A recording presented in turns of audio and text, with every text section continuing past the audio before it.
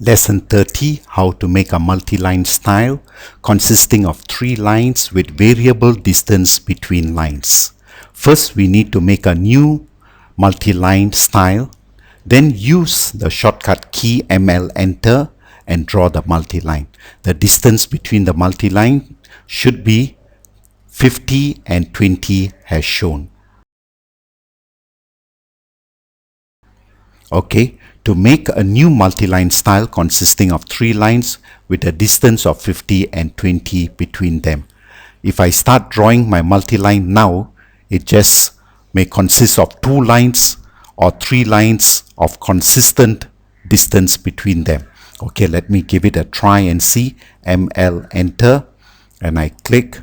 You see, I'm getting 2 lines. But now I want 3 lines and there should be variable distance between the line. Okay, I delete this. So I'm going to format and choose multi-line style. I get the multi-line style dialog box. Before you click new, make sure that the current multi-line is standard. If it is 3 lines, click standard and set current. Make sure on top here it is standard.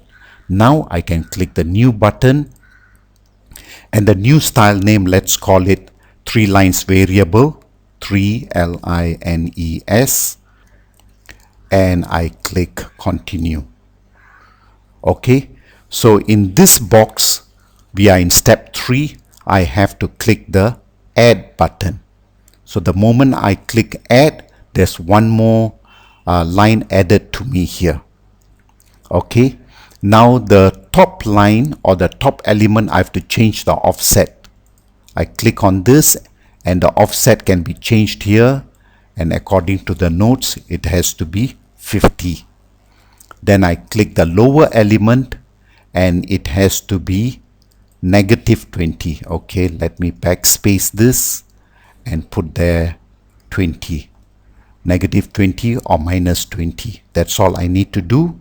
Then I can click OK, and here I have to click set current because now I'm going to use the 3 lines variable. I make this as the one I'm going to use, and then I click OK. Now we can go to the second part to draw the following object consisting of 3 parallel lines. Okay, step 1 will be ML enter. Okay, so AutoCAD asks me for the start point, but now I'm going to change the scale over here. If you look at the command area, I'm going to change the scale here from 20 to 1. So how do I do that? S enter. So enter multi-line scale, 1 enter. And also I'm going to change the justification.